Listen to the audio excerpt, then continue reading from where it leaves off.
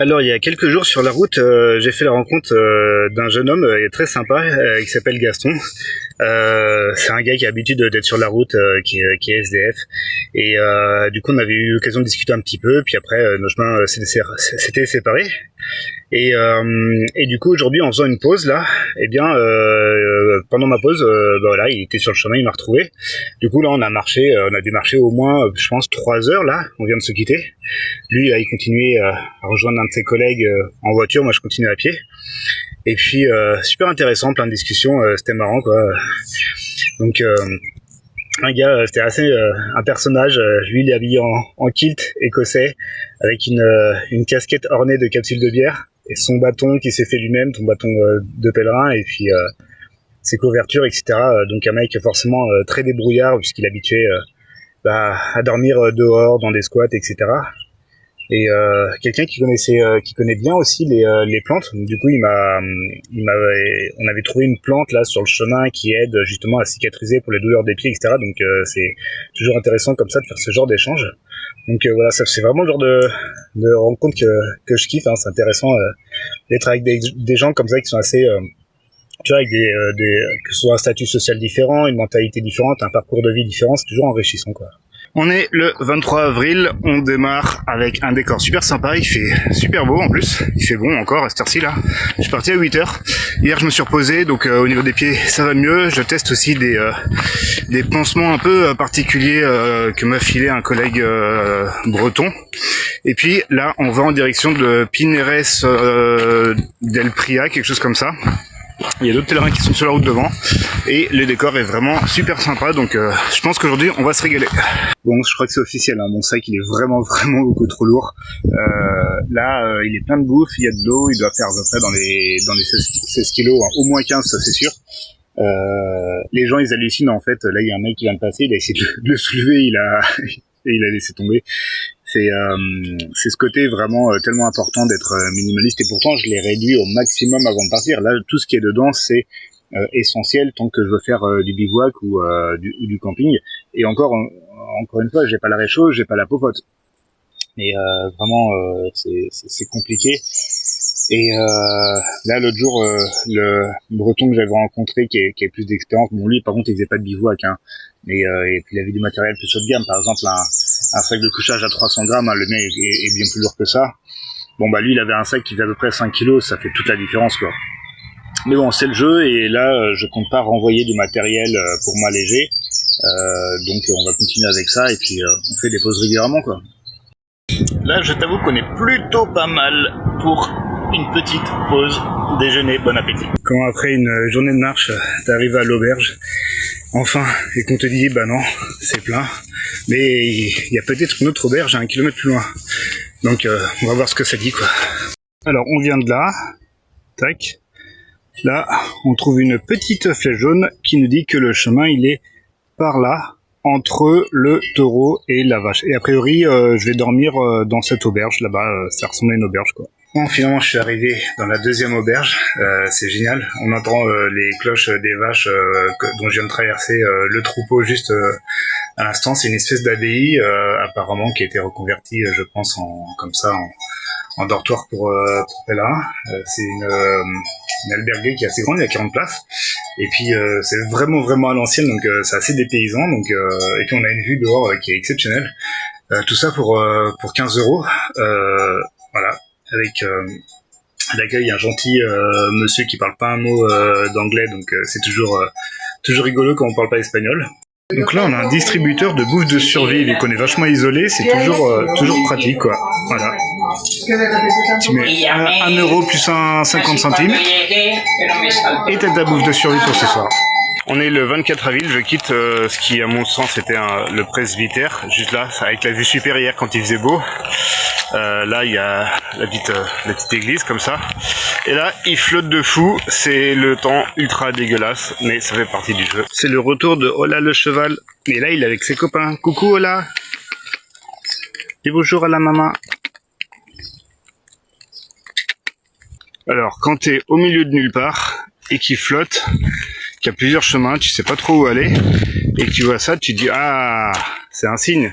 Sauf que Il n'y a pas la petite flèche jaune. Alors il y a une flèche bleue, on dirait un semblant de flèche bleue en dessous qui va vers la droite. Sauf que flèche bleue, c'est pas flèche jaune, hein, c'est pas forcément, enfin c'est pas ce qu'on cherche à la base. Mais bon, on va aller par là parce que ça a l'air d'être par l'ouest, donc on va faire un tour par là-bas. Alors tu vois, ce qui est relou quand il flotte comme ça, c'est quand t'as pas d'abri. Et là, ça fait 1 heure que je marche, donc je suis censé faire une petite pause. Il y a rien pour s'abriter. Alors, quand t'es dans un village, tu peux trouver peut-être une église, par exemple, soit si c'est ouvert, soit sous le porche d'une église. Quand t'es en ville, t'as les abribus. Alors, je suis un gros fanatique hein, des abribus, ça c'est mes copains. Mais là, il y a que dalle.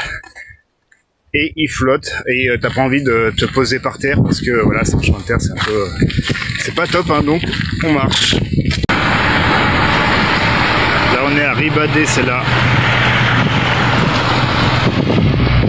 Donc là c'est une construction en mode la stratégie du sandwich. La plage de Ribadesella.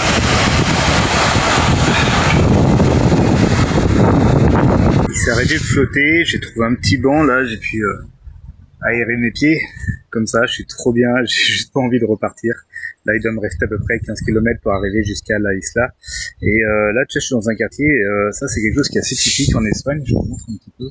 Tu vas voir, en fait, les bâtiments, ils sont assez colorés comme ça, c'est quelque chose qui se fait assez souvent, c'est pas des immeubles, ou ça peut être des maisons comme ça, qui ont la façade rouge, vert, bleu, différentes couleurs.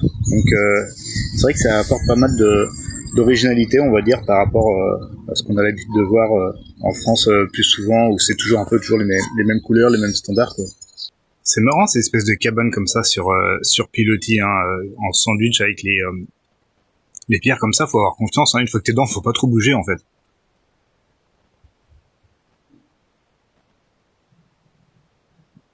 Bon, faut pas se tromper de direction là. Tu vois, le truc qui est un peu dommage, c'est que là, il y a un super décor, une belle plage comme ça, etc.